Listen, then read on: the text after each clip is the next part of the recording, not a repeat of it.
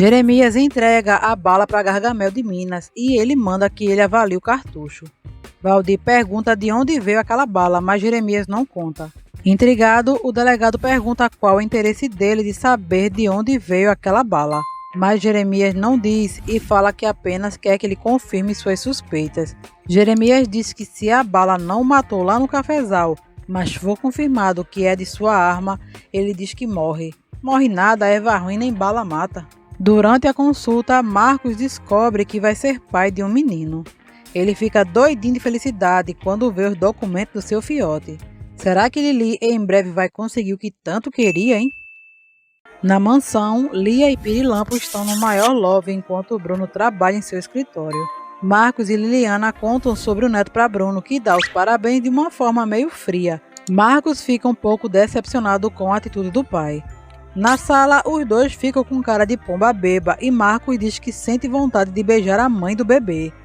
Lili diz que o Brugelin não se importa e Marcos beija Lili. A Miss Girafinha desce e presencia toda a cena. Rafaela diz para Judite que sente um alívio em dizer que o filho que ela espera é de Marcos e afirma que de agora em diante só falará a verdade. Tá bom, então vai lá dizer a Jeremias que foi tu que tentou encher o rabo dele de bala? É verdade. Judite não tá gostando muito daquela prosa não e pergunta se ela ainda gosta daquele um lá. Rafaela confessa que ainda é apaixonada por Marcos. Luana chega na cozinha e dá de cara com a Falciane, e para não picar a maledita no facão, ela sai. Se achando muito esperta, ela disse que depois que Jeremias tirar a história falsa e ela criou a limpo, não será ela quem vai embora, e sim Luana. Luana disse que não vai conseguir ficar na mesma casa que a filha da Rafaela e está morrendo de raiva dela. Judite manda Luana levantar a cabeça e enfrentar a situação. Luana diz que vê a desconfiança nos olhos de Jeremias. Judite diz que se Luana não fez nada, ela deve ficar, pois é justamente o que Marifalsa quer, que ela vá embora. O delegado afirma que a bala que atingiu Jeremias e matou o advogado do cão saíram mesmo da arma dele. O véi fica desolado, mas deve de estar gagá mesmo, só pode, pois ele sabe que Rafaela mente em relação à morte de Fausto, já que foi Jeremias que mandou o advogado do cão para a cidade de Pé Junto e não Marcos como ela inventou. O delegado Gargamel diz para Rafaela que ela e Marieta estão bem encrencadas, pois segundo a história mentirosa que essa daí inventou, as duas agora são cúmplices. O delegado diz que vai indiciar Marcos pelo assassinato de Fausto, e Luana está bem encrencada nessa história. Ela se faz de santinha e diz que só fez o que fez para proteger o tio. Doida que o véi expulse Luana, ela pergunta o que Jeremias vai fazer com a boia fria. Jeremias, que tá desgostoso que só, diz que vai morrer. Pra Marifalsa isso serve, morre aí, véi.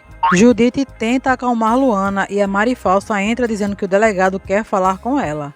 Judite pede para que Luana se acalme, senão ela pica o delegado no facão também, né mesmo? Gargamel pede para conversar com Luana a sós e Jeremias sai cabisbaixo. Luana nega as acusações e diz que não enterrou bala nenhuma e afirma que Rafaela está mentindo, e tá mesmo.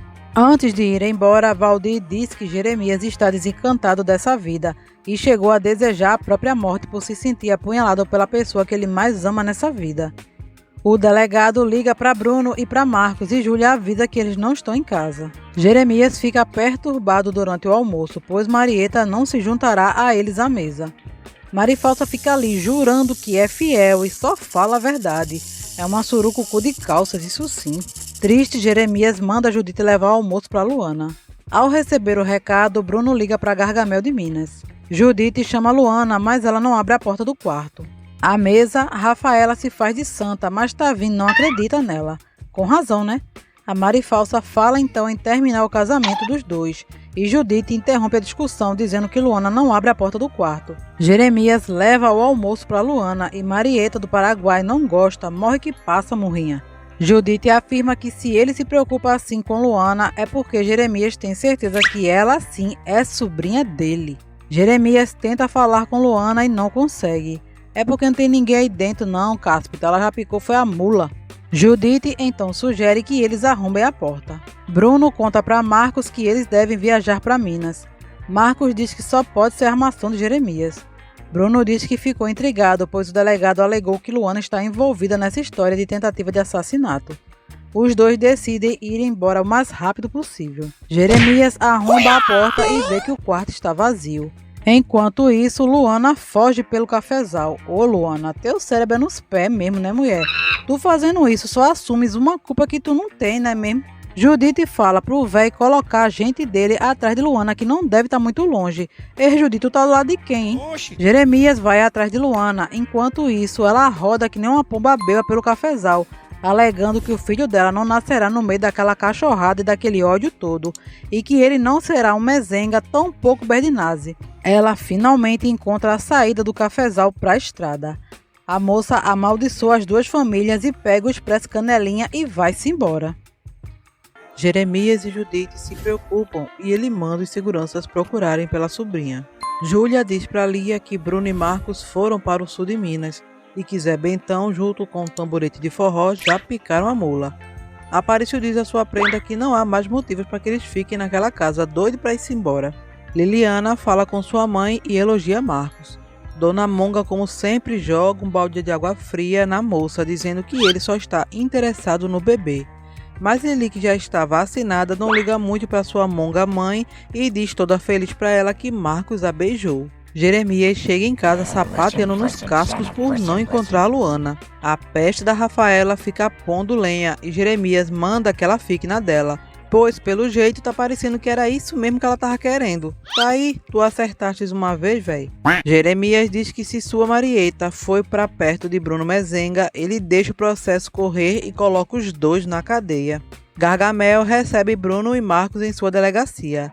Ele faz muitas insinuações e Bruno não entende nada. Ele liga para Jeremias pedindo para que ele leve Luana e Rafaela. Jeremias avisa ao delegado que a Marieta dele fugiu. O delegado deduz que a moça assinou sua confissão de culpa e Marcos não entende nada. Que viagem é essa, velho? Ele diz que o delegado é doido e chama Bruno para ir embora. O delegado dá voz de prisão para Marcos e o acusa pela morte do Dr. Fausto. Ele avisa para Marcos que Rafaela o acusou. O delegado explica a situação mentirosa que a Marifalsa criou e Bruno fica de cara com tanta mentira que ele ouviu ali e diz que Rafaela vai ter que confirmar tudo isso que ela está dizendo. No quarto, Judite se preocupa com Luana. Na delegacia, a falsa da Rafaela enfrenta Bruno e Marcos na frente do delegado e mente como se não houvesse amanhã. Marcos e Bruno ficam a ponto de esganar Marieta do Paraguai. Mas que porra é essa?